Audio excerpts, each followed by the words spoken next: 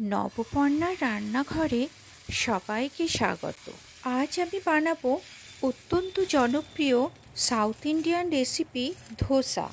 ধোসা বানানোর জন্য আমি আগের দিন রাতেই 3 কাপ আতপ চাল আর 1 কাপ অড়হর ডাল, যাকে আমরা বিউলির ডাল বলি, একসাথে ভালো করে ধুয়ে নিয়ে সারা রাত জলে ভিজিয়ে রেখেছিলাম।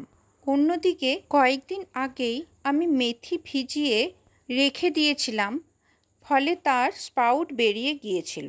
সেই স্প্রাউট বের করা মেথিটাই আজকে আমি এখানে ব্যবহার করব। এবার আগের দিন রাতে ভিজিয়ে রাখা ওই চাল আর ডাল আর তার সাথে স্প্রাউট বের করা ওই মেথি মিশিয়ে নিয়ে মিক্সিতে একসাথে পেস্ট করে নেব।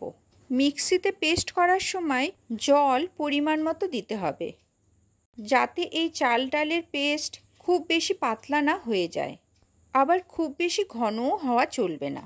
চাল ডালের এই ঘনত্বটা ঠিক মতো না হলে কিন্তু ধোসা ফ্রাই প্যান থেকে ওঠানো যাবে না, ফ্রাই প্যানে লেগে ধরবে।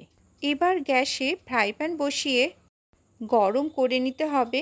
প্রতিবার ধোসার ব্যাটার ফ্রাই প্যানে দেওয়ার আগে ফ্রাই প্যানে একটু জল ছিটিয়ে নিয়ে পরিষ্কার ন্যাকড়া দিয়ে মুছে নিতে হবে, তাহলে ধোসাটা ফ্রাই প্যান থেকে খুব সুন্দরভাবে উঠে আসবে। আর ফ্রাই প্যানটা খুব ভালোভাবে গরম করে নিতে হবে ধোসার ব্যাটার দেওয়ার আগেই। যেহেতু আমি ননস্টিক ফ্রাই প্যানে ধোসা বানাচ্ছি, তাই তেল ব্রাশ করার কোনো প্রয়োজন নেই। একটা বড় হাতা করে ধোসার ব্যাটারটা ফ্রাই প্যানের ওপর দিয়ে ওই হাতা দিয়েই ঘুরিয়ে ঘুরিয়ে ব্যাটারটা ফ্রাই প্যানের চারিদিকে ছড়িয়ে দিতে হবে।